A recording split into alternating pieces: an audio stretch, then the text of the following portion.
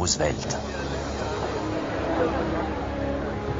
Roosevelt admire l'antinazisme forcené de Churchill depuis longtemps.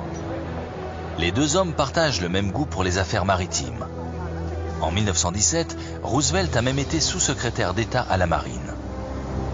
Après son élection, Roosevelt est resté en contact avec Churchill. Les deux hommes ont entamé une correspondance, Churchill signant ses courriers d'un marin vétéran. Roosevelt ne se fait aucune illusion. Il sait qu'un jour l'agression nazie poussera son pays à la guerre. Il commence donc un travail de longue haleine, convaincre son opinion publique de se préparer à cette éventualité.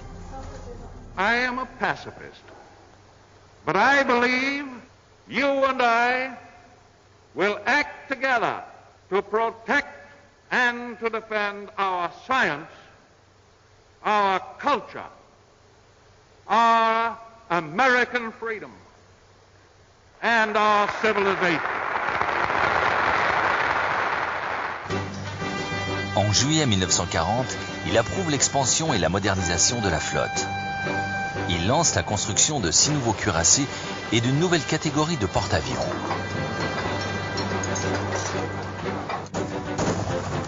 Dans les mois qui suivent, le Congrès accepte que la Garde nationale et d'autres unités de réserve soient mobilisées pendant un an. En septembre, alors que l'armée américaine compte déjà 190 000 hommes, le nombre des recrues est augmenté, en limitant le nombre de conscrits choisis par tirage au sort. The first number drawn by the Secretary of War is serial number 158.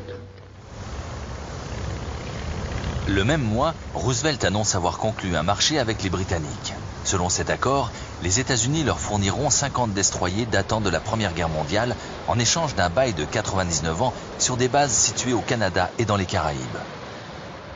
La Royal Navy attend depuis si longtemps des navires d'escorte pour protéger ses convois que les destroyers sont livrés avant même que l'accord ne soit signé. Mais la meilleure preuve que Roosevelt a réussi à convaincre ses concitoyens intervient en novembre 1940.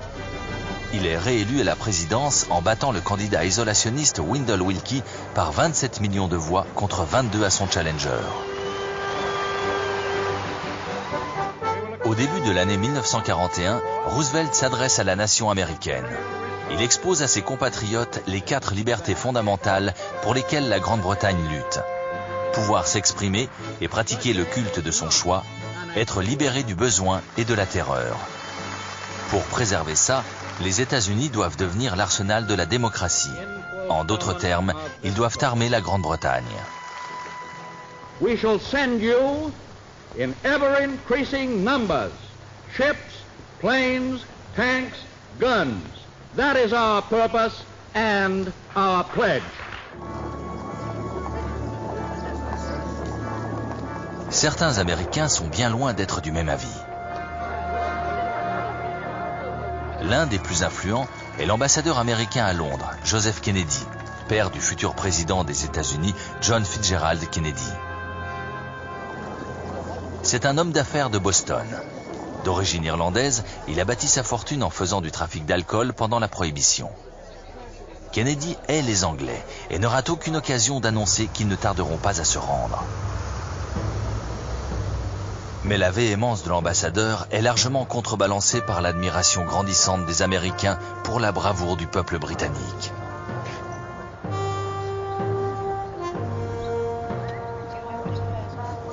Les interventions du correspondant de CBS à Londres, Ed Murrow, jouent un rôle fondamental dans cette prise de conscience.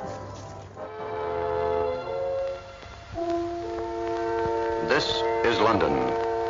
I remember the evening of Sunday, December 29th. It was just like any other winter evening.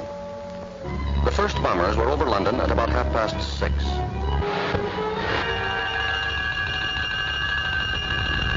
Soon the fires hissed from the top-story windows.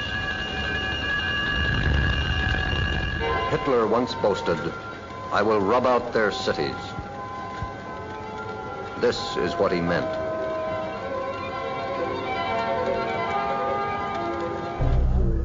Au mois de janvier 1941, fort de sa réélection, Roosevelt présente ce que l'on appellera la loi pré-bail.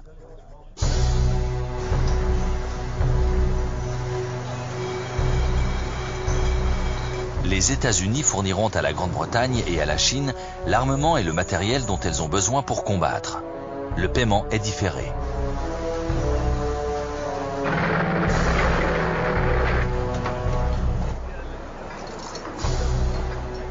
Le prêt-bail doit permettre aux Britanniques de faire face.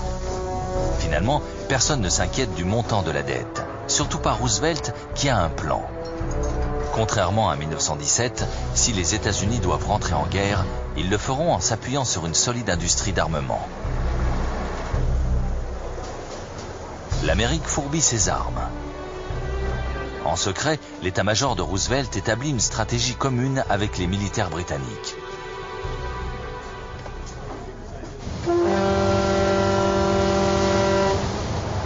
Au mois d'avril 1941, le président américain franchit un palier supplémentaire. Il décide d'intervenir en mer pour soutenir le Royaume-Uni. La zone d'intervention militaire est étendue. Désormais, tous les vaisseaux marchands américains devront être protégés par la marine des États-Unis. Au mois de mai, les Marines s'installent au Groenland. En juillet, ils remplacent la garnison britannique stationnée en Islande. La bannière étoilée flotte sur l'Atlantique Nord.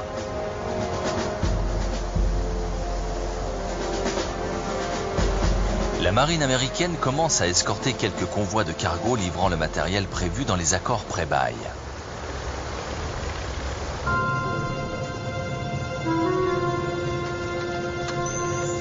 Pour ne pas provoquer l'entrée en guerre des États-Unis, Hitler ordonne aux commandants de sous-marins de ne pas attaquer les navires battant pavillon américain.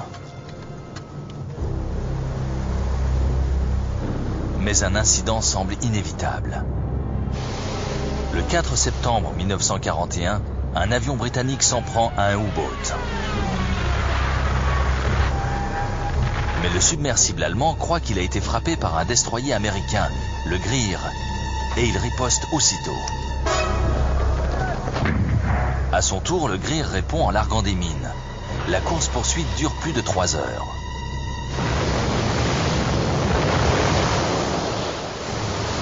Aucun des deux vaisseaux n'est coulé, mais la tension est montée d'un cran.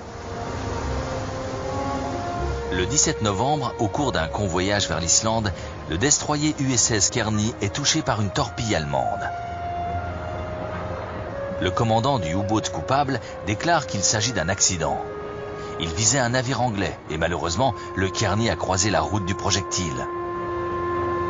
11 hommes d'équipage ont perdu la vie lors de l'attaque et le destroyer, sérieusement endommagé, doit faire escale dans le port de Reykjavik.